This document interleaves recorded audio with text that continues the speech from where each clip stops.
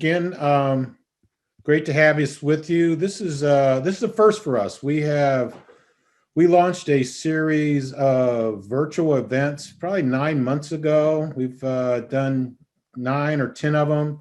They've gone from, we had a discussion on financial aid above and beyond the GI Bill. We talked about this trend of test optional for 2021 due to COVID-19. Had one of our ambassadors talk through writing application essays, but we've never had the opportunity to speak directly to student veterans, and even more so to speak to student veterans who have completed their undergraduate programs and have now moved on to law school, med school, or gone into the world of consulting. So looking forward to hearing from them and really learning about what's next after you graduate. As you can see on the screen, it's our 3 student veteran panelists.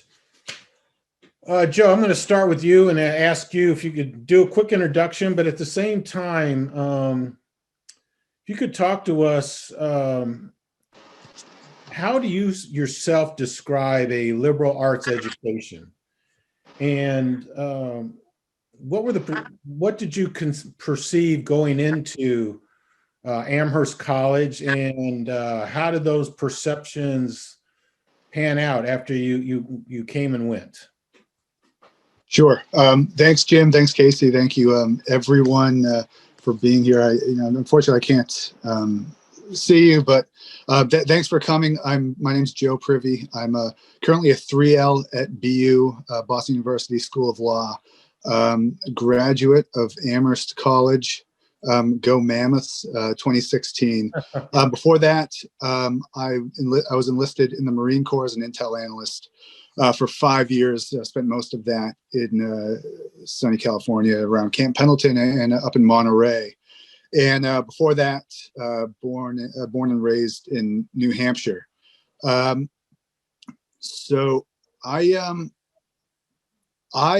when I graduated high school, I wasn't a very mature kid. Most of my friends were going to college. I just wasn't ready. So I kind of enlisted on a whim.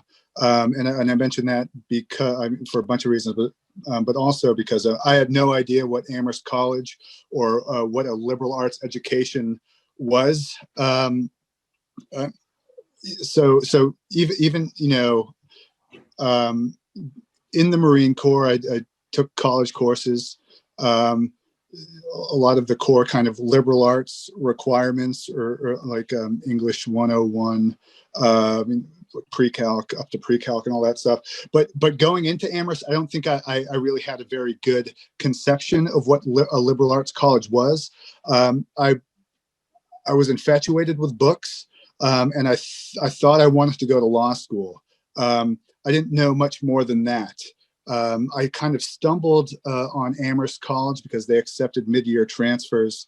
And, after a very, very cursory Google search, I saw that, Amherst was ranked high, as is Pomona and Williams, of course. I stumbled on Amherst. I was close to home. And I lucked out, much as my decision to join the Marine Corps was on a whim. Falling on Amherst College was also kind of on a whim. I loved it. It was a great time. I learned so much. In hindsight, or what I think liberal arts education is now, as I'm in law school, about to start to practice law in a few months. I think it's a well-rounded education that is founded on critical thinking and a critical interaction with good big books in a seminar format, exposure to the humanities and the sciences, where you specialize in a certain major, but you don't leave like a Pomona or an Amherst or Williams as a specialist in English or an English major or a bio major. you're a liberal arts graduate. This might sound kind of fluffy, and I guess it is, but I drank the Kool-Aid.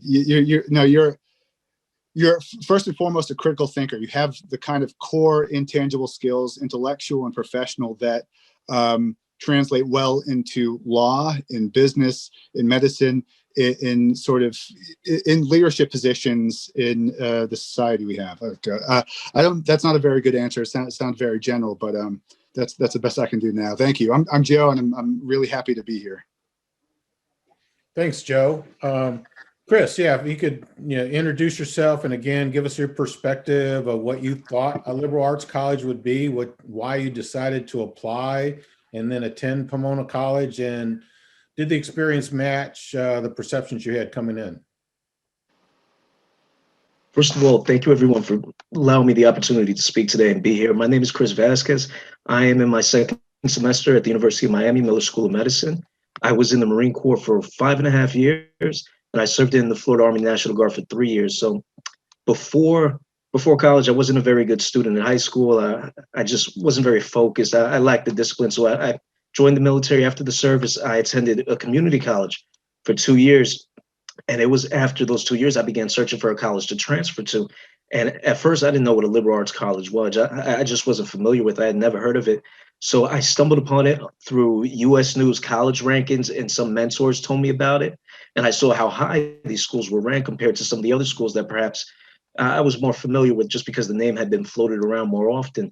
So I did my reading, and what I saw was a lot of liberal arts schools had smaller student populations. There was a more favorable student to teacher ratio, and it was more well-rounded regarding the education with liberal arts. But there was a few concerns that I had initially. Some of the things I was worried about were the research opportunities. Would you have as many research opportunities at a liberal arts college, especially pursuing a science degree? And I was also concerned with the networking opportunities, perhaps the name of the school not being as well known, or at least from my perspective at the time.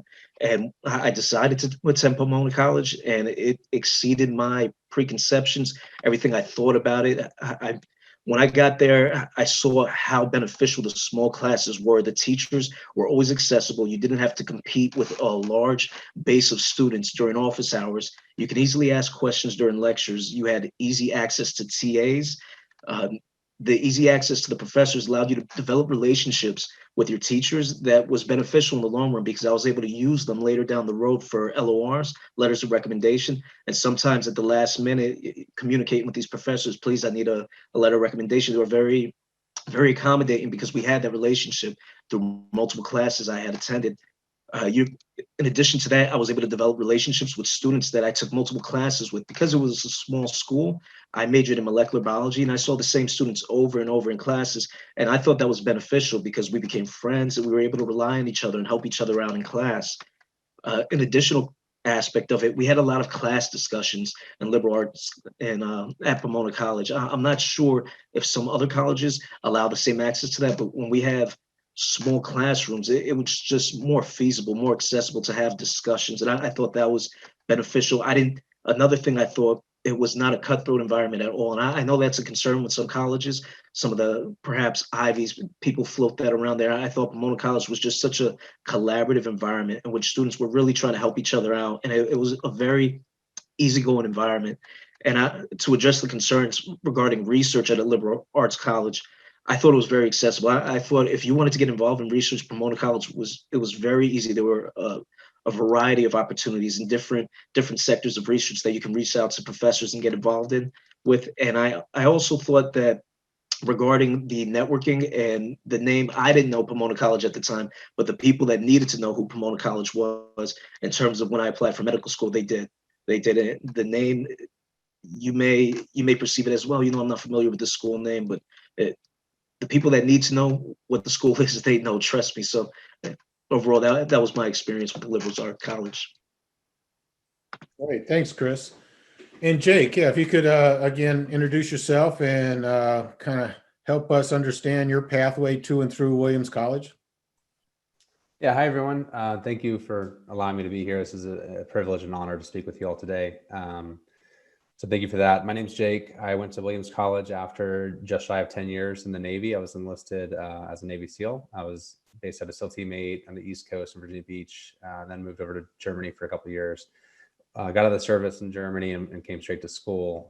Married with 2 kids at the time, had our 3rd kid while we were at Williams.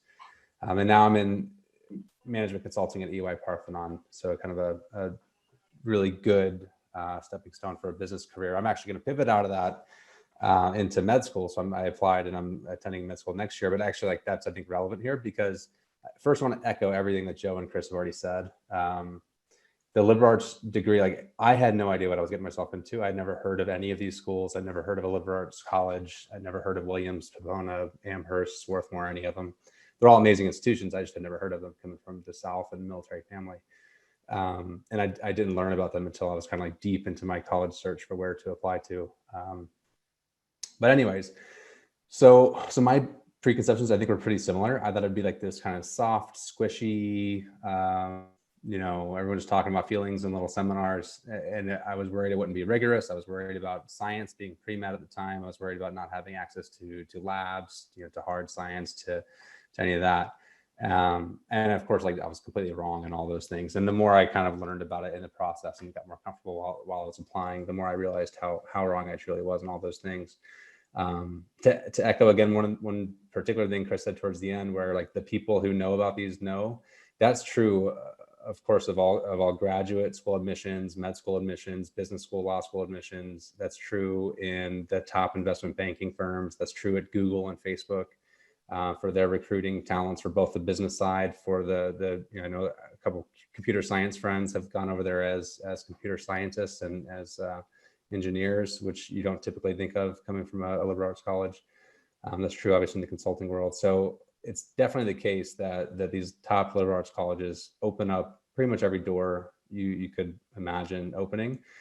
And it doesn't come at really the cost of what I would worry about going to like kind of a more cutthroat competitive type place. Like it truly is a collaborative community where you get to build really strong, solid relationships with and friendships with both the other students, with the faculty members. And absolutely, it's a great resource for getting the letters of recommendations that you need. And I've done that, and Chris and Joe have done that as well, obviously. But like you're calling on like people that you have genuine relationships with as well. They're not just your professors. They're not just who you learned molecular biology from. They're someone that you actually built a relationship with. They got to know you. You got to know them.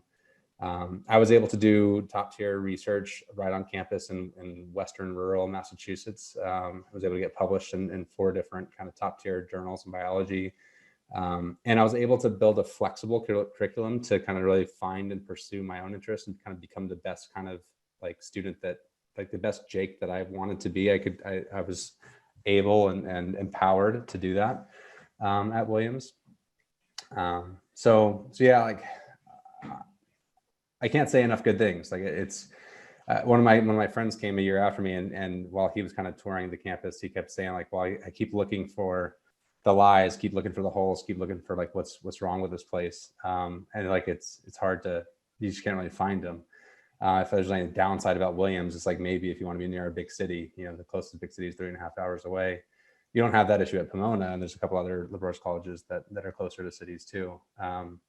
They're small campuses. If you wanted a place with a ton of students, that's not, you don't go to liberal arts college. But coming from the military, I was used to kind of the Navy's massive, obviously, but every command I was at was much smaller than 2,000 students that we had at Williams. So it was already actually kind of a big community for me in that sense. And having that tight-knit community where everyone is focused, like literally the entire campus is focused on the undergraduate student, the undergraduate education. You're not competing with master's students. You're not competing with PhD students for the professor's time and attention for their, they're going to be the ones teaching every class. You don't have TAs teaching your classes. You're not competing with them for lab spots if you want to do research or economics or statistics research, things like that. There's so many opportunities, and it's all like dedicated to the undergrad students. It's dedicated to kind of your peer group, where you won't find that at a bigger university. So yeah, I had an amazing experience at Williams, and it's opened and unlocked every door I could imagine. And some that I didn't even know about, just like I didn't know about Williams before I started applying. I didn't know about management consulting before I went to Williams, and there is where I learned that, you know, different career focused events about the world of investment banking and management consulting and strategy consulting and stuff. So yeah, it's been an amazing opportunity for me, and hopefully you guys will consider it as well. So Jake, let me keep the pressure on and come back with you to the next question. So, you know, as we talk to veterans that are going through the process of selecting what schools to apply to and eventually what school to attend, you know, it's not unusual at all for them to say, ultimately, I want to go work on Wall Street, or I want to work for one of the big four, like you've had the opportunity to do, or, you know, I want to work for Google or Amazon, whoever that may be. But there's this perception that in order to do so, you've got to major in economics or finance or another business related degree, and you got to attend an Ivy Plus versus going to Williams, Pomona, and Amherst. But is it safe to assume that, you know, Ernst & Young came seeking out Williams grads while you were there? And if you weren't going to go to medical school, do you see yourself still fitting in the world of consulting with, you know, primary background in philosophy and biology? Yeah, absolutely. So first off, Parthenon got bought by EY. EY is one of the big four tax firms. Parthenon was kind of a boutique strategy consulting firm up until then. So we fall more into the management consulting side. Big four would also recruit, and so do the major investment banks. So the other names in consulting is like the McKinsey, Bain, BCG, Oliver Wyman, different consulting groups like that. They all absolutely come recruit on campus, and I know they do the other liberal arts colleges as well. When you look into one of our offices, and the same is true at Bain, BCG, McKinsey, et cetera, there's about the same number of seats kind of per school, and each of those firms has target schools where they do their recruiting. And if you're not at one of the targeted schools, it's actually really hard to even get your resume read or considered for an interview. But if you're at a target school, it opens all those doors. And the liberal arts colleges have the same kind of access to getting your resume looked at and considered for an interview as you will at the Ivy League, but then you're actually competing against less students overall. So I think that it's actually, if you want to go to one of those places, it might even be a slightly better bet. It's definitely the case that it's equally accessible as the Harvard, Yale, Princeton, Stanford types. And then, like, to the other point is, did it prepare me? Absolutely. I feel incredibly prepared to, and a lot of people are at my firm are econ or statistics or both majors, but there's a lot that aren't. There's a lot that are literature, English, music, you know, other sciences and stuff as well. But there's definitely kind of the mix of like traditional business, traditional econ finance types, and then kind of more liberal arts types at my firm. And I know it's true at our peer firms as well. And I feel like everything that I learned at Williams helped prepare and shape the way that I think and approach problem solving, and my critical thinking, critical analysis skills has all been incredibly useful at my job. The skills and tool sets that we need in like PowerPoint and Excel and some other kind of slightly more advanced software tools, you wouldn't learn those in any other major or any other kind of school anyways, unless you're doing something very, very specific and particular at kind of a like polytechnic type school. But then you wouldn't be recruited into a top investment banking or consulting firm anyways.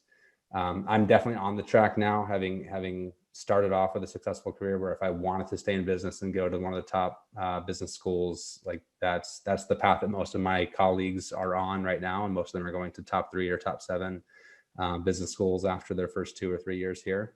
I'm making a pivot that's kind of atypical for people in my shoes, but yeah, absolutely. Like being in a non-traditional major has not been a problem. If anything, it's been a benefit because it gives me kind of additional perspectives to that the team can then use to leverage to kind of approach our goals. Just a little plug, Jake. We just recently pulled together a med school team. So when you start your med school application, make sure you get a hold of us. Got some veterans that are really excited about helping fellow veterans get prepared for their med school applications. I appreciate that. I'm already through on the other end, but I appreciate it. Outstanding. Good to hear. Chris, let me throw a question at you. So, I mean, going to med school, I mean, great success. But I'm just kind of curious, how do you expect your, experience at a liberal arts college and Pomona College to benefit you long term, both personally and professionally? Me, I think it was, first off, Pomona College challenged me academically like I had never been challenged before. I attended a community college prior to that. And just to give an example, the type of tests that you encountered in the community college, if anyone's familiar with the Bloom's taxonomy and the type of questions that it involves, Pomona College challenged me to think creatively and assess things instead of just pure memorization and just regurgitation like I had at community college. So it really challenged me in that way. And that was crucial. That was crucial to taking the MCAT to apply for medical school. And that's been crucial in the academic rigors that I face now. Uh, in addition to that, I think Pomona College just provided me with exceptional mentorship, whether it was putting together a statement, getting through the application, whether it was academic mentorship, pointing out research opportunities for me. Just there was someone to help in every aspect. And I felt like people were always accessible at Pomona College. And because it was a smaller institution, it felt easier to navigate as well. Like being at the University of Miami now, not to put it down anyway, I love the University of Miami, but it's a larger institution. And sometimes it can be a bit difficult to navigate and know where to go to tap upon those resources or get assistance or get help, ask questions in any way.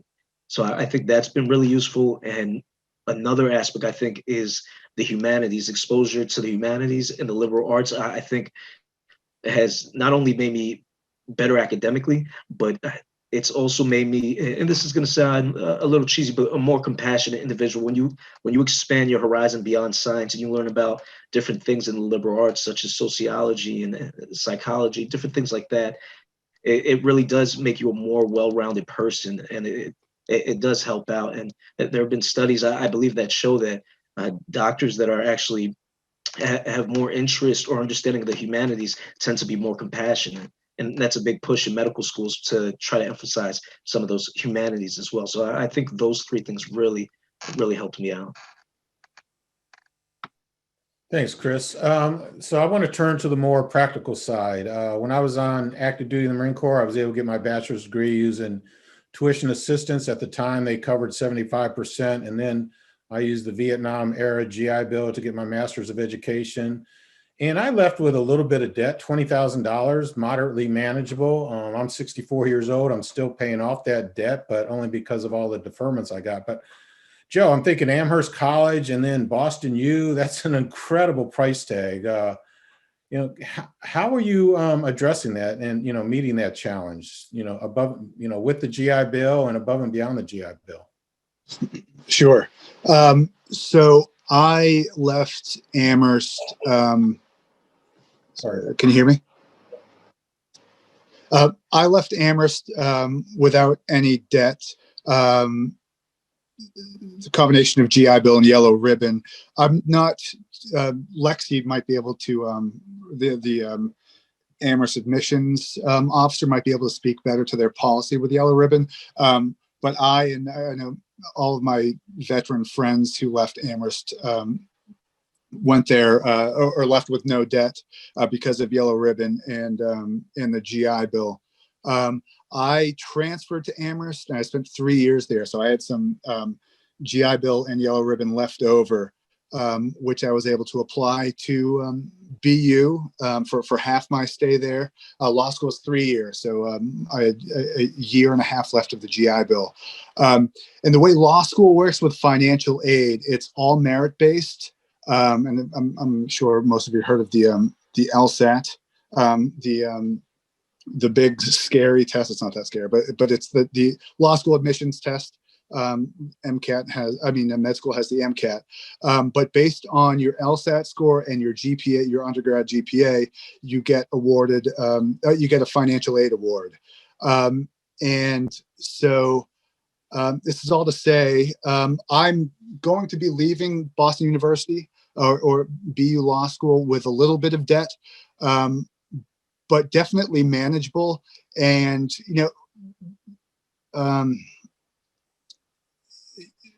it's not, before going to law school, I was definitely wary of the financial side of things. I knew my GI Bill would run out, but there are a lot of resources out there.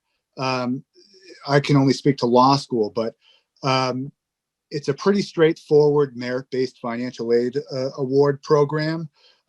So you can plan you can plan pretty well before you start law school about financial aid. And on top of that, I always recommend that veterans thinking about grad school look all over for scholarship opportunities. There are thousands upon thousands of scholarships out there for veterans, for whatever identity demographic you fit. There's a scholarship tailored to that. It could just be $250. It could be $20,000. But Google scholarships, especially if you're thinking about graduate school after, and if you know your GI Bill won't last your entire graduate degree. Chris and Jake, any comments from you in terms of, did you leave Williams and Pomona debt free? How are you going to meet the challenges now that you're going on to med school? For me, I was extremely fortunate. Pomona College actually gave me a free ride, and they provided me with money to live off of campus. So they provided housing. If I was to live on the campus, I would have been taken care of, but I chose to live off the campus, and they provided me some money to live off of the campus. So I was able to get through Pomona College without ever having to touch my GI Bill. I'm actually using the GI Bill now, and that's going to last me a good portion through medical school. So I've been extremely blessed in that regard, not having to touch upon the GI Bill and just use the financial aid that Pomona College was able to provide me. Yeah, I also felt incredibly blessed at Williams.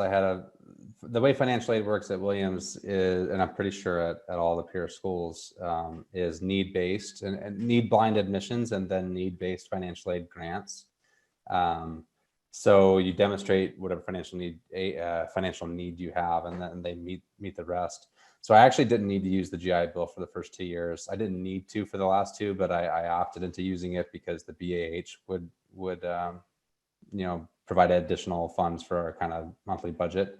But Williams gave me a free ride, paid for living expenses. Actually, it was a Williams owned house that they moved me and my family into right off campus.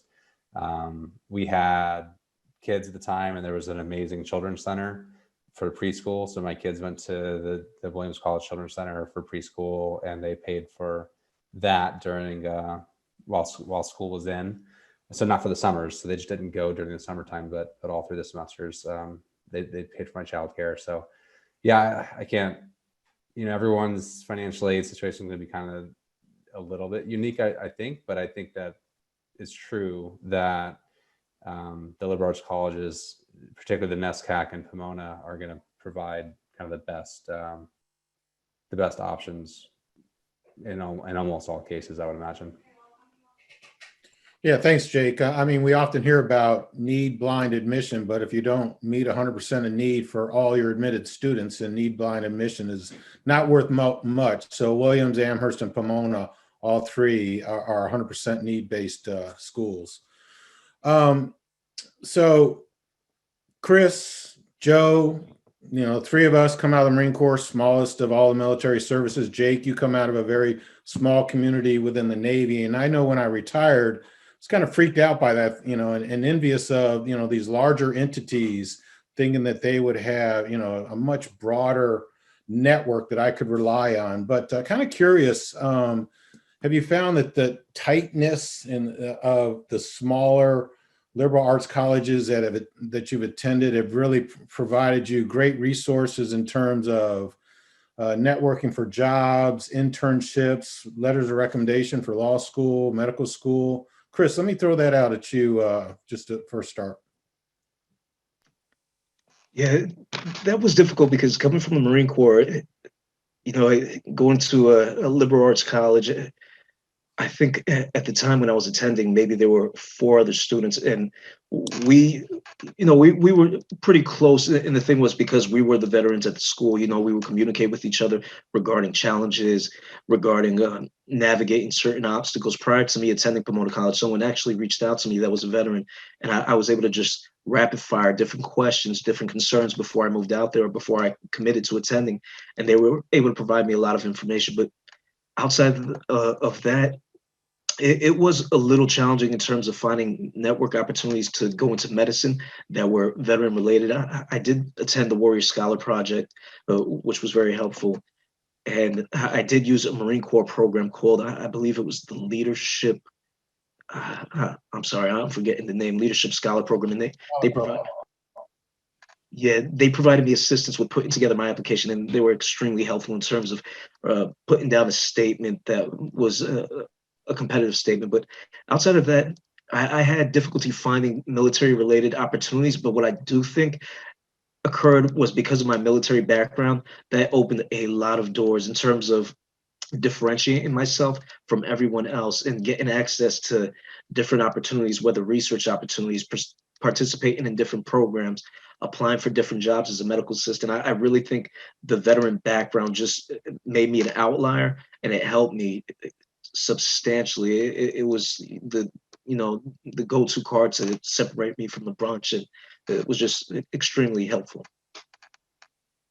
Hey, Jake, you're a little bit closer to using the Williams Alumni Network for employment. I mean, did you experience firsthand, or have you observed where some of your colleagues, have had an upper hand because they've been helped by, a fellow alum from Williams College?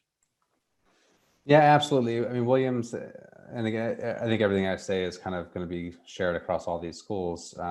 But Williams has an amazing alumni network that's incredibly dedicated to the school and to the alums. I think that's a difference that I kind of learned about more retrospectively, is like, just because you go to a university with 20,000 or 30,000 students doesn't mean that alumni base is any stronger. If anything, it reduces the amount of attachment that their alums are going to have to their school, because it doesn't feel as kind of like home. Like, Williams kind of became like truly a home. It wasn't just the school I attended. It's not just where I got my diploma, but it was home for 4 years for us, and that's the case for pretty much everyone that goes through there. And so there's a lot of dedication that alums have back to the school, and they stay involved, stay invested. They make sure that if they have an opportunity that at some point in their career in the future to either take on people for job shadowing or for internships, paid or unpaid, or just kind of help with. Sometimes it's just kind of informational networking type calls, like, hey, let me learn about, program management, and chat with someone from a top tier institution that's been doing that for a half hour, and then puts you in touch with different people after they get to know your interests and things like that. I think that's something that is incredibly irreplaceable. I don't think that there's many institutions in the United States that have such a dedicated alumni base as you're going to get at some of these kind of smaller liberal arts colleges. I don't know if I'm going off track on the question a little bit or not. That was very helpful, Jake. Chris, I'm going to throw a last question to you, and then I want to make sure we have time for our participants to throw some questions to all three of you. So one of the things that I appreciate is the admissions officers that are on the call today frequently remind me that they are liberal arts and sciences colleges.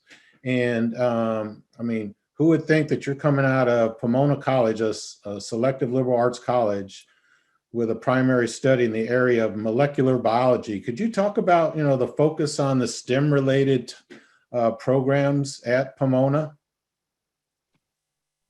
I personally thought the STEM related programs at Pomona were excellent. We had the professors that I had the opportunity to learn under were professors that had traveled all throughout the United States, had learned at different institutions, big name institutions, were heavily involved in research. So that gave us as students an opportunity to piggyback off of them and learn from them. And it was just, even though it's a liberal arts college, initially you may think, oh, perhaps that isn't the best route to go for STEM.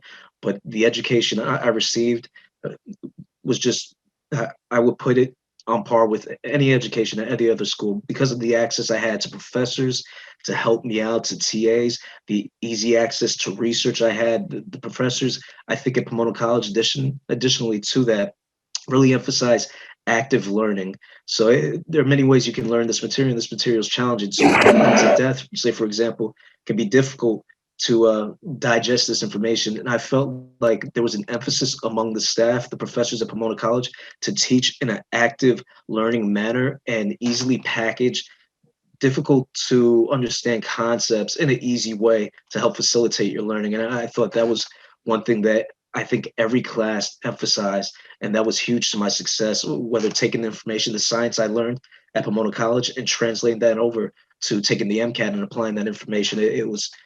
It helped me out a lot. And I definitely encourage students interested in pursuing a STEM background to take a hard look at liberal arts colleges, because you can receive a tremendous STEM education there as well. That's great, Chris. I really appreciate your insight on that.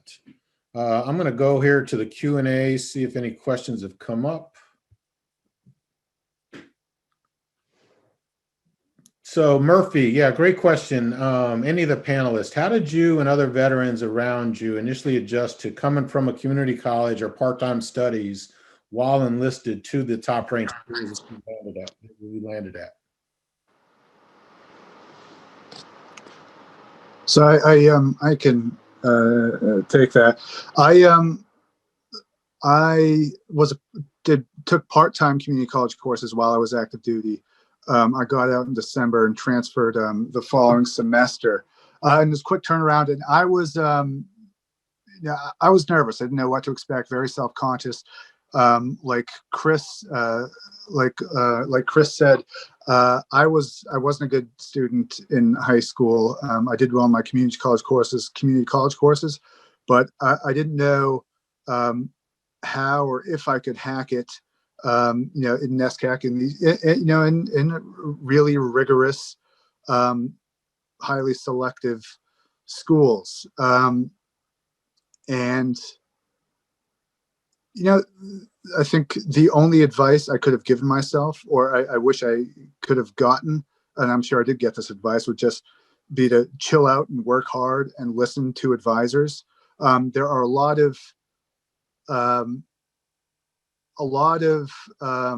older students, but especially faculty advisors that I'm sure this is the case at Pomona and Williams, who, it's their job to be really intimate and awesome mentors in academics and just in balancing, work life, or kind of just work with respect to school. And so you're not going to be there alone. It's a daunting transition, but I think it's not as daunting as at least I made it out in my head. It's difficult, but school is going to be your full-time job.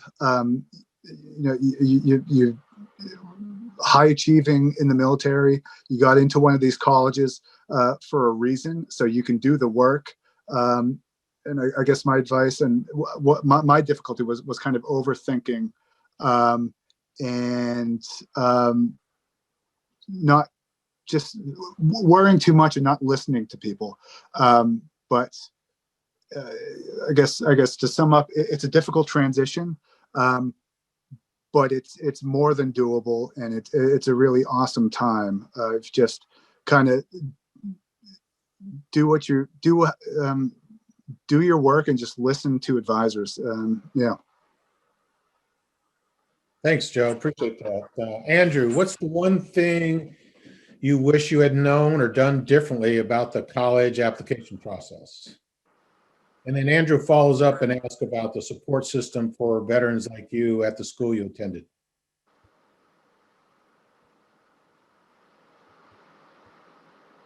Perhaps one thing I would have done differently, I think in pursuing medicine, when I knew I wanted to go to medical school, everything was focused on pursuing things related to medicine. So pursuing an undergraduate degree that was science related, pursuing extracurricular activities that were medically related.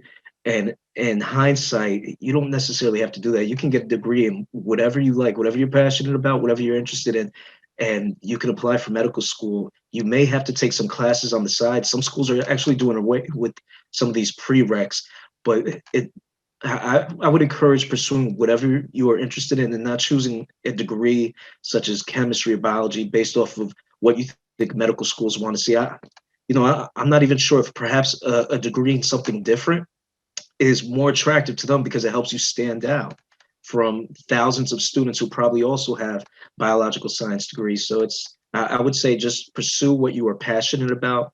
In terms of if you want to go to medicine, you can still get a degree in something else, fulfill the prereqs, and I think you should follow your heart and your passion instead of doing what you think looks best on paper to the admission staff. Thanks, Chris.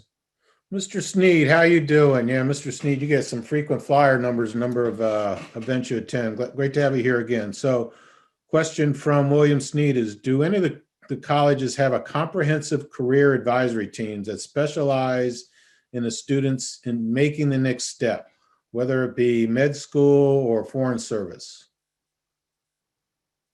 Jake, I'm going to throw that to you. Great. So yes is the answer. I've actually used it both on the business side for consulting, and then again as an alum, I went back to them when I was starting the med school application process and received help the second time around too. So the Career Center does everything from helping you out, like you get introduced to them in the kind of orientation week before you even start freshman year. And they stay in touch throughout your 4 years there, and they're always accessible. You can always go there anytime you want, but they're going to reach out proactively as well at different points throughout your education there. And they put on career events. They put on big career fairs. They put on kind of little smaller like informational sessions to learn about industries and markets as a whole, and also to learn about specific companies that will kind of, they go out proactively and find people to come and give information sessions about their company and their kind of recruiting practices, and they come on campus for those sorts of things. There's ways to go in there, and they'll help you go through, personality kind of tests and different sorts of ways to kind of figure out what are you interested in. So if you're still at the early stages of like, what am I even interested in? They can help through that process. If you already know what you're interested in, they can help you with, getting across the finish line on knowing exactly, okay, here's your steps to be successful on that. Here's what we need to do, who you need to meet, how you need to make it happen. So absolutely, like really great career center. I use them twice. Again, they helped me get into a top tier management consulting firm, and they helped me get into top tier medical schools. Great. Great question here. What about study abroad programs? I don't know that any of you participated in a study abroad program, but I'm assuming that they are available at each of the schools. Maybe someone from the admissions team can chime in on that. And I love the follow-up. And how does that work for transfer students? Lexi, Al. Oh, there we go. Go ahead, Joe, if you've got an answer there as well, but I'm happy to help as well. Yeah, I was just going to say I did a summer abroad through the Arabic program at Amherst. I think it was my first summer, and it was a semester, or not, I guess the summer semester at the American University in Beirut, and it was a lot of fun, and it's highly encouraged studying abroad at Amherst, as I'm sure it is at Pomona and Williams. And I don't think the process or transfer students are face a different road with respect to study abroad. I'm sure you have to get enough credits to graduate, of course, but outside of that, there's no bars to studying abroad, and it's just as highly encouraged for transfers as it is for regular students. Regular students. I don't know. That's probably not the correct term, but you know what I'm saying.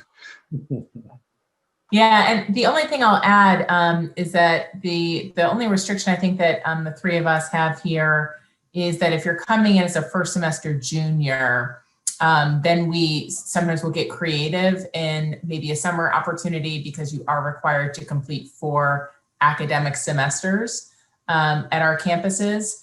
But many students and most of our students will come in not as first semester juniors who transfer in. And occasionally you can either relinquish credit, which I know is the case at Williams. It may also be the case at Pomona to spend a little bit more time at some of our institutions. And certainly at Amherst, you can apply for an additional semester too, which can sometimes open up a study abroad opportunity as well. So very highly encouraged for sure. All over the world, we have a wonderful, all 3 of us have wonderful centers for global education and financial aid opportunities to study abroad too.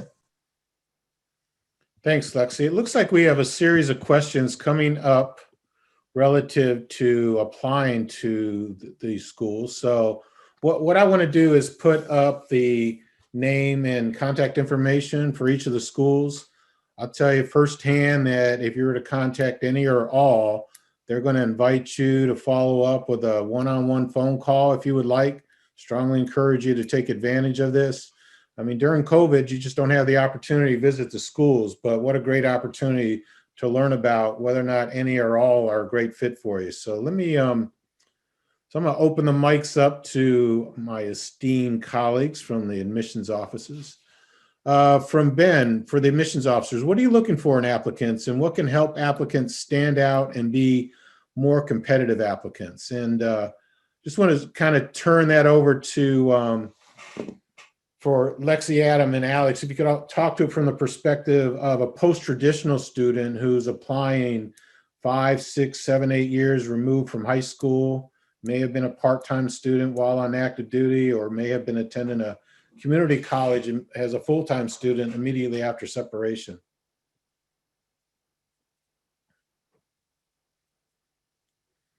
Adam, since I can't get anyone to raise their hand, can I throw that in your lap to get us started? Of course. I saw Lexi on the screen, so I thought maybe she would jump in. But let me just start, and then I'll invite my colleagues to join in. But, you know, there's a couple of things that we are looking for. I mean, the first is, of course, the ability to succeed academically. So one of the things that we often talk about in admissions committee is this applicant going to be able to succeed when they jump into a rigorous almost always full-time program that is generally also a residential program. And so for many students who have been out for many years, that could include, at least out of high school, after high school you enlisted, for example, and then immediately after the end of your contract, you want to jump into education at one of our institutions. That's fine. But just remember that there isn't going to be new academic information in your file. It's going to be your high school record plus your record of military service if you're applying as a first-year student. That can work, but for many of our students who are coming in through, particularly veterans, they often will do a year or 2 of community college or some kind of university work so that they can demonstrate that they've kind of jumped back in the academic saddle and have pursued and succeeded in what we would consider kind of broad-based liberal arts classes. One, it sets you up for success because you are sort of fresher, so to speak, in terms of classroom work. And 2, it's that evidence that we need to be able to demonstrate to the committee that you are interested and able to do that. So those are the things that I would sort of consider depending upon how long you're out. But to be clear, none of us have age limits. We're not looking for students to be from a certain background. You are where you are, and we're going to meet you there. But we might ask some different questions depending upon the balance between life and academics. Yeah, I think Adam hit on some important points there, and certainly the academic readiness is going to be critical in the review. We'll really look at that. You know, this is the word you'll hear from all of us a lot in our admission process, but holistically, really just meaning that we're looking at all of the different pieces that you're providing for us. So all the transcripts are going to be key there. So is your writing, so are your letters of recommendation. With the letters of recommendation, know that, you know, part of why we're excited by the military community is because we're excited by what you can do in the classroom. We're also excited by the military experience that you've had. So we're going to be interested in recommendations that come from your instructors in perhaps a college setting, but also that come from, military commanders or other folks that you've worked with there. So thinking really broadly about who you are and how you can touch on all of those different pieces, because we're really interested in students who can thrive academically, but who are also really interested in engaging in a living, learning community, engaging in activities outside of the classroom, really collaborating with their peers, as all of the alum here today have touched on. That's just really central to our communities. And so that's going to be a part of our review process as well. And the only thing, can I just add one quick thing, is that I think you can see from the three panelists here that there's not one way that needs to present or one path that you need to take to get there. And I have amazing conversations with prospective students all the time. And my first question is always, tell me a little bit about yourself and your educational history. And I learn something new every time about the way that you can get somewhere. So, in a meta sense, curious, engaged, a student that's looking for an immersive experience where you can really kind of sit back and really ask some big questions about the world, scientifically, humanities, the social sciences, and look at all those intersections that are out there. But I think the strong applicants are the ones that, have reflected a little bit upon themselves, who I am, where I've been, where I want to be.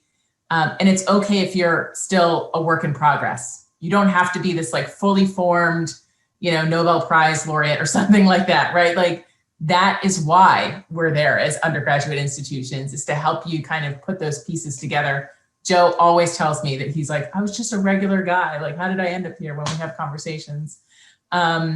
So know that as well. And that's kind of exactly what Alex was saying, just about the holistic admission piece. We look at all of those pieces and how they fit together.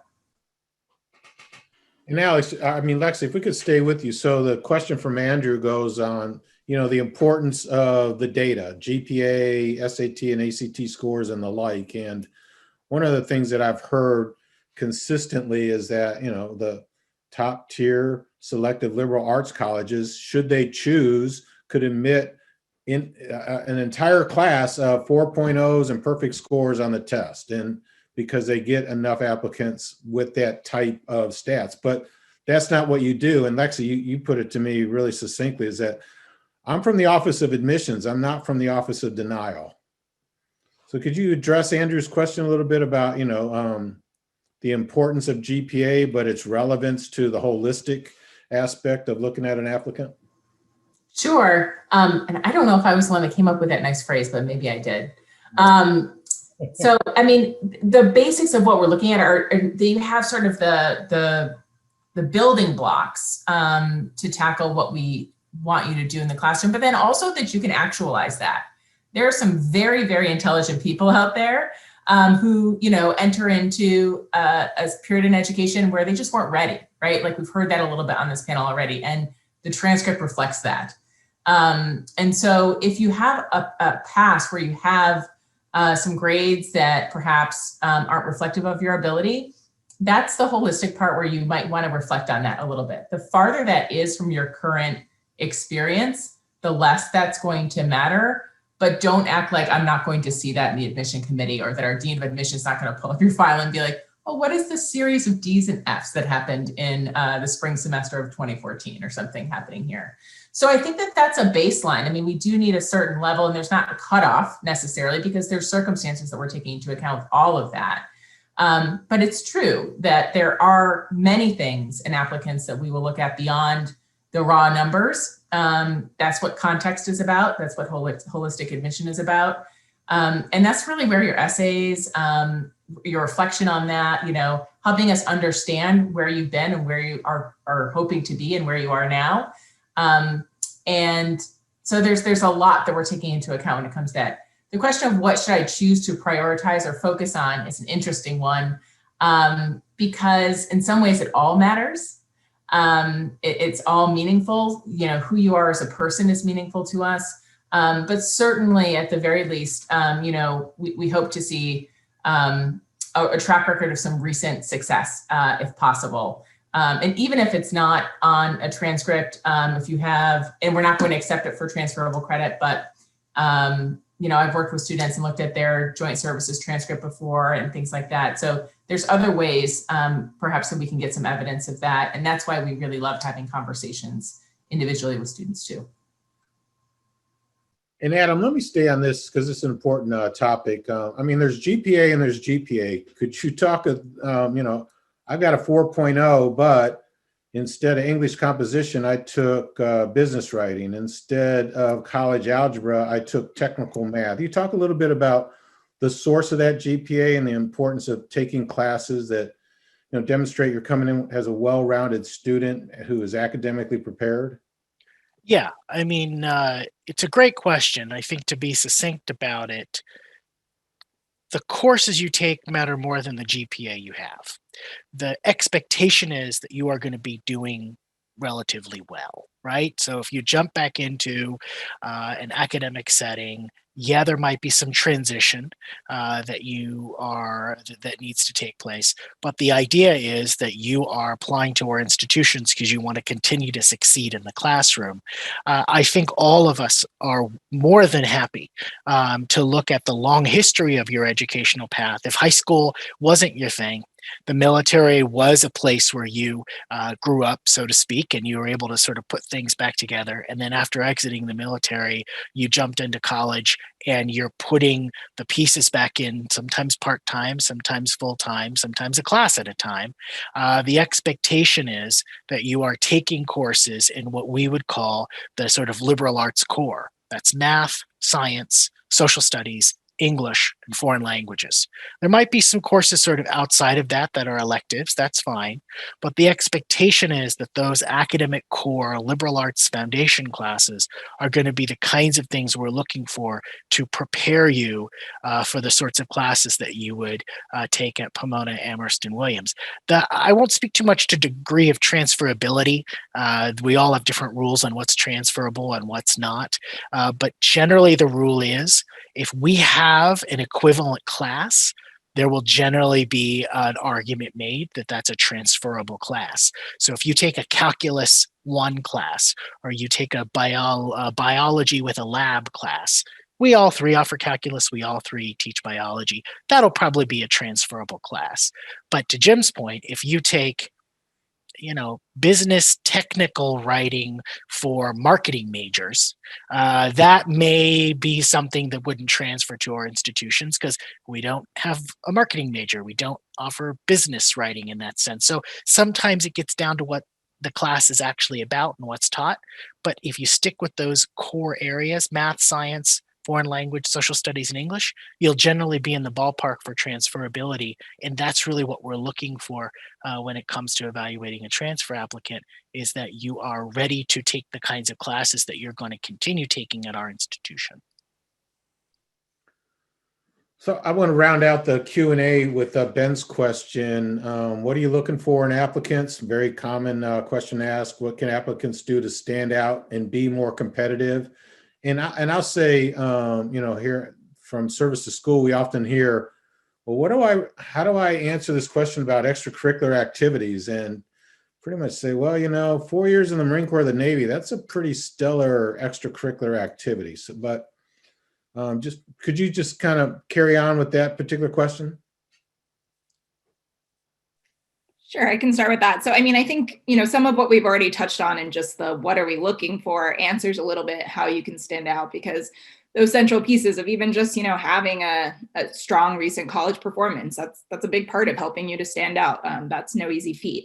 Having these well put together essays or strong letters of recommendation that really can speak to who you are as a person and in a work setting, in a classroom setting, as a community member, whatever it may be. All of those building blocks that we've kind of touched on, that's a big part of how you stand out. I think Lexi always makes a really good point of saying, like, don't think that you need to have some kind of Olympic gold medal or some kind of huge, massively rare achievement to stand out. We're really looking for a student who's just, on the whole, going to be a solid academic learner and going to be a community member. And really knowing your strengths. I think Lexi was making the good point earlier too, of like knowing who you are, having a sense of what it is that you offer what you've learned, what you've gotten from your military experience, from your college experience, whatever it may be, and what you're looking to do moving forward too. What are the things you haven't gotten to try that you're just really excited about? So making sure that you're kind of telling that story, both of what you've done and what you're looking forward to getting to do when you get into this kind of new space that we might offer for you. So all of those pieces and really thinking through how you can do that in the different sections of the application, knowing that sometimes the application, especially if you're applying as a first-year student, this can be true, but it's not always built particularly for you. And so when you have those questions about how to make a section work right to kind of tell your individual story, we're certainly here to help. Service to School is there to help, but making sure that you're asking those questions so that you can tell your whole story, because that's what we're really excited to learn about. Just who are you? What do you want to do academically, as a community member, and eventually as a career path? Thanks, Alex. I want to, I know we're running short on time. What I want to do is go back to our panelists, because I know they have a hard stop more so than the rest of us. So Joe, Chris, and Jake, just kind of short reflection. I had shared with you what we really wanted to get out of this particular discussion today is to draw awareness to the selective liberal arts colleges, because as all of you said, you weren't aware when you started your own college search of the schools that you're now attending. Either someone pointed them your way, or you did your own research and found them high up in the rankings, I believe Joe had shared with us. So just if you were, had a short elevator ride and you had a veteran who was applying to college, what would you say to that young woman or young man about, hey, before you make a decision, you owe it to yourself to at least explore what is offered by the selective liberal arts colleges across the country? Joe, if you don't mind starting off. Sure. Yeah. So I don't know. Yeah. If I were talking, kind of educating myself on what a liberal arts education was, or like why Amherst would be a good fit for me, I'd say, it's, rankings, top tier stuff, incredibly powerful alumni network, close alumni network like Williams and Pomona. But, it's a kind of rigorous and very challenging environment in which the values of citizenship and service and will get challenged, but only strengthened. It's those kind of core questions you focus on in the humanities classrooms at Amherst, the social science classrooms at Amherst. And those kind of critical questions are brought into contact with the sciences on a daily basis. It's intense, but, that's how I think, people learn, through those kinds of kind of grueling challenges. So it's the kind of challenge that I was looking for, but didn't know I was looking for. And also, I think Chris and Jake touched on this, but all of these institutions, especially, and Amherst, especially, are, they're in the middle of nowhere in really scenic environments, small communities, and just a lot of camaraderie. So you're learning with friends, and you'll build relationships that will last for the rest of your life. Going into Amherst, I was weary. I was going to be the old guy on campus, which I kind of was.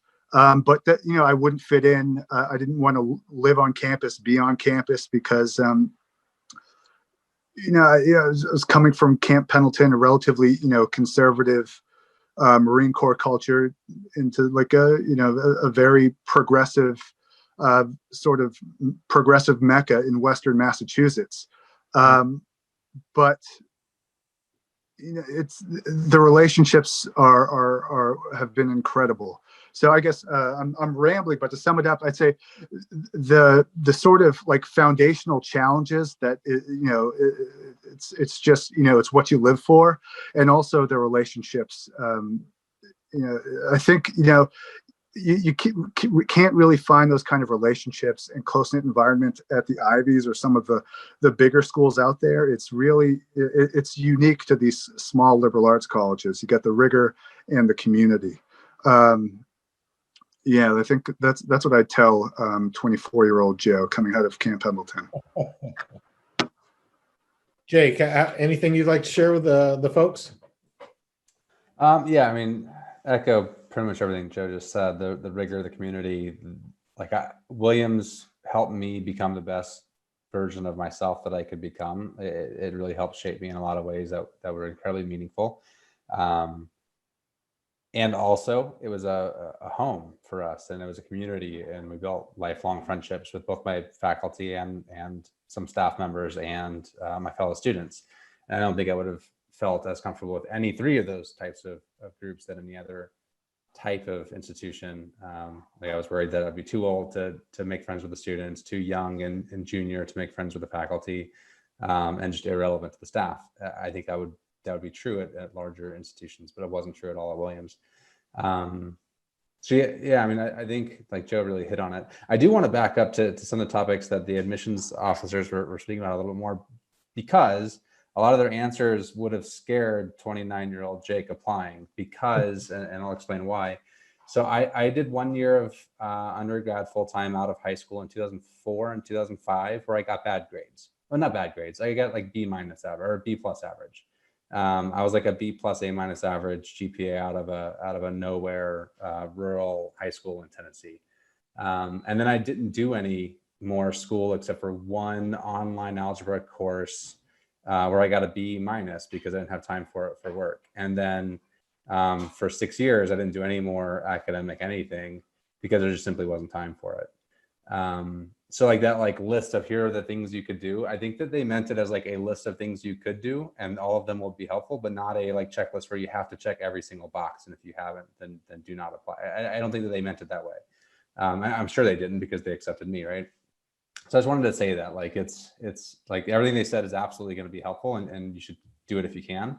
But I know coming from the military, there's different types of commands, different types of work. And it might not all be available to you, right? Getting the CEO to write a letter of recommendation might not be a possibility, or doing the online school or the community college might not be a possibility. And I would encourage you to still apply, and just, rather than focusing on, here'd be like my application advice, rather than focusing on what, if there's a checklist of here's the things that's the perfect applicant, rather than focus on the things you haven't checked, focus on the things you have checked. Realize how awesome a person you are, and show them the awesome person who you are, what amazing experiences you've done in the past, and what you're aspiring to do in the future. Focus on those things, and then make sure if they have major concerns about stuff you haven't been able to get done, that you at least find some way to alleviate their concerns. Like they definitely want to be sure that you can be academically successful, and if not, then they would be failing in their jobs. If they admitted you to a place where you're going to fail, that'd be a failure for you as a student, but also actually a failure on the admissions officer. So they need to make sure that you can be successful academically. But there's more than one ways to kind of show that. That's, I guess, maybe off the beaten path. I just wanted to share that you know, not everyone's going to have the easy and perfect kind of route to school, but that doesn't mean that you shouldn't, you know, apply. Thanks, Jake. Chris, anything you'd like to add? I think for someone considering attending a liberal arts college in the future, some of the important questions to ask yourself would be, do you enjoy small classrooms where you have access to professors, where you can ask questions, go to office hours, where you have access to TAs? It's a lot easier than a large body of students competing for attention to ask these questions. Are you interested in an environment where you can develop relationships with the professors, and you can take multiple classes with them and develop that relationship that later down the road will potentially turn into a letter of recommendation, or that person can serve as a mentor from there on forward? Are you interested in collaborative environments, easygoing environments? For me, attending a liberal arts college, I just felt it wasn't as cutthroat, and I felt like students were more willing to work together. And in addition to that, I used to joke around. It felt like I was staying at my grandma's house, because Pomona College, for me, was always willing to help out in different regards. Whenever I needed help, you know, financial aid, I had a question regarding this, I submitted this late. There was always somebody you could talk to, and that you can work with that can help you out. The larger institutions, perhaps they have that, but it gets a little hard, a little tricky when there's so many students and it's such a large organization. And then the last thing I have, are you interested in attending an elite school where the professors, I think, are more focused on teaching than research? Yes, they're focused on research, but I feel at some of these other universities, perhaps more some schools that other students are more familiar with, these professors are so heavily focused on research that, from my understanding, they often neglect the teaching aspect. And that can be difficult. For me, my experience at Pomona College, I felt that every professor was really fully invested in teaching in the most efficient way possible, and not just simply, assigning textbook chapters to learn information. They really tried to teach you in a way that it would stick and help you learn. And I think that was a super impactful thing. Professors that want to teach, that are fully invested in teaching, and that's a huge thing. Jake, Chris, and Joe, I mean, the credibility that you bring to the table and the willingness to share your experiences is incredibly valuable. Really appreciate you making time late on the evening. I know all three of you are on the East Coast. Well, it's late for me. I mean, I go to bed at 8 o'clock. Y'all are just starting. But no, seriously, I really thank for the insights that you've provided. I'm going to go back to the Q&A because a lot of them are still directed to our admissions officers.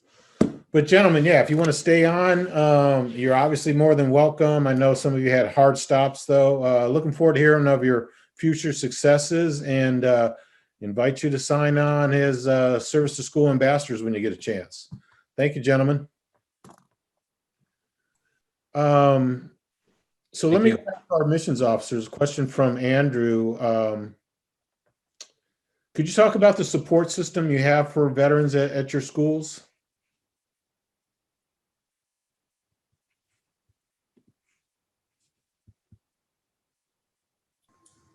Sure, I can jump in and start, and then Alex or Adam definitely jump in as well.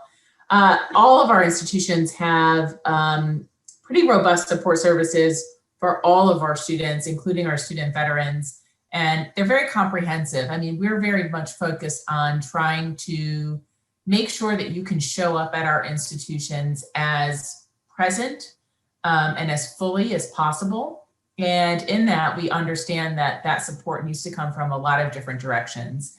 We've talked about different avenues for financial support. We also have wonderful different counseling centers, many of which have become much more robust over the last few years. We have wonderful academic resources, from writing centers to quantitative skills centers, and different programs for orientation. And at Amherst, for instance, we have like a transfer student seminar that we have, and most of our veterans come in as transfer students, but not all. And that really helps with some of the academic transition. I think, Joe, that was after your time at Amherst that we developed that. But a real sort of deep dive into critical writing, critical thinking, and the kind of seminar style avenue that many people had talked about previously in the panel. So it's definitely a full comprehensive sort of suite, I'd say, of different support services, some of which involve staff, some of which also involve our students. So we have different centers on campus. We have a Center for Diversity and Student Leadership, under which all of our veterans fall at Amherst, but I'll swing it over to Adam or Alex if they want to add anything or elaborate further. Yeah, I did. Alex, last time I was up at Williams for a campus visit, had a great opportunity to talk to the veterans. They talked as much about the support system for a non-traditional student or a transfer student as they did the resources for veterans. And it seemed like those were equally important to them as they were making that transition. Yeah, this is really similar to the point I was just going to make. So thanks, Jim, for reading my mind. But yeah, I think the distinction that's often helpful when coming to these small liberal arts schools, and this is going to be true for all of us, is that there's certainly resources in place, as Lexi just touched on, for veterans specifically, or for transfer and non-traditional students kind of more broadly, as Jim just mentioned. But there's also just a lot of supports that are built into our schools that are just available to students, and really built to give you comprehensive support, to give you that kind of individualized interaction as well, where to everything that the students just touched on a lot today is really centered around that relationship building. And so a lot of the resources that we mention in response to these questions are just those. They're not necessarily specifically geared to the veteran and non-traditional students, but they're going to give you the exact kind of supports that you need in a really individualized way with some level of experience with your kind of like maybe unique background. So some of those are just, our academic advisors that are built in. And I know, and I'm guessing this would be true at all of our institutions, but like we have academic advisors that specifically are aware of kind of transfer student experiences or veteran student experiences. And so have a little more training in what that process might look like, but they'll help you meet one-on-one and decide your classes, figure out the system for signing up for classes and just all of the pieces that come with each academic semester and figuring out your pathway through all of your time at Williams or elsewhere. That includes a really comprehensive system of kind of socio-emotional support, both in terms of our dean's office, where in our dean's office, we specifically have a dean for transfer and veteran students. And I'm pretty sure that's true of all of our institutions. But then also a lot of access to things like therapy or other kinds of, emotional supports that you might need along the way, because those are really critical as well. And we have that widely available. It's free to all students to get in-person therapy. So lots of different things that come through. Lexi mentioned financial supports that are really comprehensive. And that goes beyond just the financial aid and the cost of tuition and things like that. And housing also goes for that summer program, that summer study away program that you want to do that has an additional fee. And how do you afford that? Well, we have financial aid pieces for that too. So all of these different supports that you'll need along the way that you can't even think of now, I guarantee you that they're built in some form, whether it's specifically for a non-traditional population, which exists certainly, or whether it's just kind of broadly open to our community, but still in that individualized way. And I don't know if any of our student veterans are still on the table are still on the call. One of the questions from Andrews is, what's one thing you wish you had known or done differently about the college application process? Well, I will say they all got in, so I'm not sure if there was much that they wish they had done differently, but just from the perspective of someone who talks to applicants throughout the year, it's really, a lot of it has to do with what you're putting into it. So essays, I mean, that's not a weekend project. Some of the best written essays I've seen don't look anything at all like their first draft. And it's obvious that, the individual's gone through a 2-month long process of creating this narrative that allows the applicant to showcase who they are, and give the admissions officers some insight as to what they're bringing to the table above and beyond GPA and test scores and the like. The other thing is, committing to letters of recommendation. You can't just send an email to Lieutenant Jones, say, hey, Lieutenant Jones, I'm applying to college. Will you write a letter of recommendation? Remind them who you are. If you're in college now, you're probably going to want to ask one of your professors or one of your faculty members for a letter of recommendation. So after you finish the class, send them a note a couple of weeks later. Hey, really enjoyed your class. Maybe a couple months later. Hey, I just read an article. It was really tying into what we discussed in class. And so that when the time comes to ask for that letter of recommendation, you're memorable. And don't neglect the opportunity to speak directly to the schools. I've become a big fan of our liberal arts colleges. However, they're not a fit for everybody. I mean, there are other schools that are bringing different things to the table that are a better fit. So do your research. Those are 3 areas of regrets that we often hear, is that I didn't put the time in to be authentic and thoughtful in writing my essays. I kind of took a complacent approach to asking for letters of recommendation. And I wish I'd done more research into the different types of schools that were eligible. But yeah, I don't want to step over. Any of our panelists have any comments on that, or any of the admissions officers? I'll just echo too. I know that Alex and Adam and myself do individual signups with students, and it is time consuming. Sometimes you have to email me twice, so I'll just put that on the record. And this is going into an archive. But I think that's the most helpful thing, because then we can, instead of answering broadly, like that's a broad question, you'll often get a broad answer. Once I learn more about the specifics of your situation, I can often give you some specific pointers.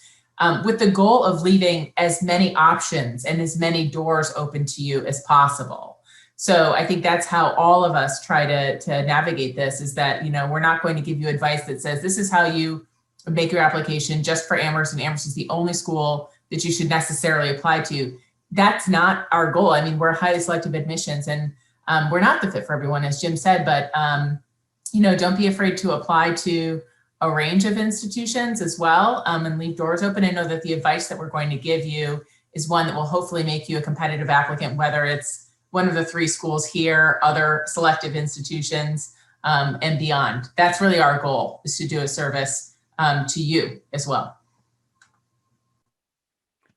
Then our last question, what difficulties did you face as someone much older than the general population? I know both Jake and Joe touched on that a little bit. Jake, in terms of coming in thinking he might be too old for the students and too young for the faculty, found something quite different. And Joe, at the same time, talking a little bit about, finding out he was older than most. Any of the panelists want to touch on that? Yeah, I might even reframe it. I wouldn't see this as difficult. I would see it as different.